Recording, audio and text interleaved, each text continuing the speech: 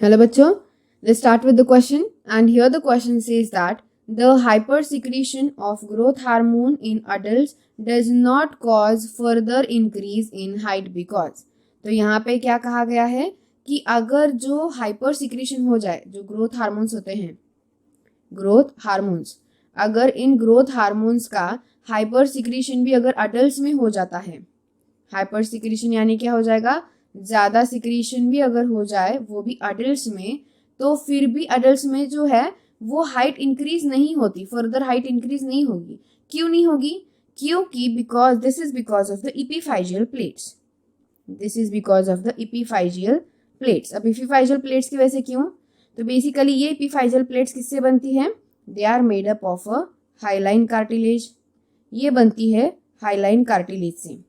तो ये जो इपीफाइजियल प्लेट होती है, जैसे कि हमने यहाँ पे डायग्राम में भी शोन किया हुआ है, द ग्रोथ प्लेट जिसे कहा है ना, रेड मार्क किया हुआ है, ये ग्रोथ प्लेट जो रेड मार्क्स किए हुए हैं उन्हें खुद कहा जाता है इपीफाइजियल प्लेट्स. उसका नाम growth plate.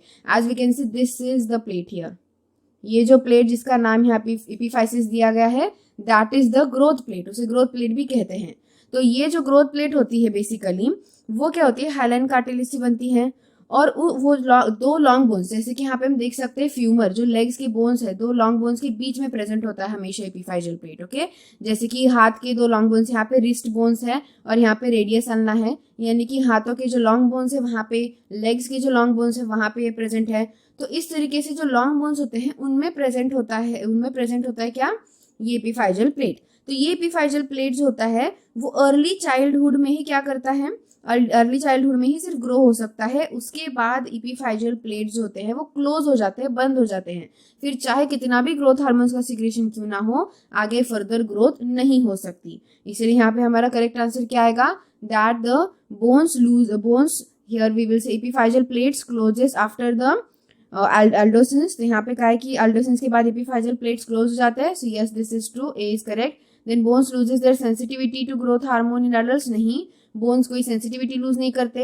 And muscle fibre के ग्रोथ का साइज का यहाँ पे कोई भी मतलब रिलेशन नहीं है, ना कि ग्रोथ हार्मोन इनएक्टिव हो जाते हैं. तो यहाँ पे करेक्ट आंसर ऑप्शन क्या आएगा, दैट इज ए. जो इपीफाइजियल प्लेट्स होते हैं वो जैसे ही एज बढ़ जाते हैं, अडल्ट हो जाते हैं, तो वो क्लोज हो जाते हैं. So I hope you got the answer very well. Thank you and all the best.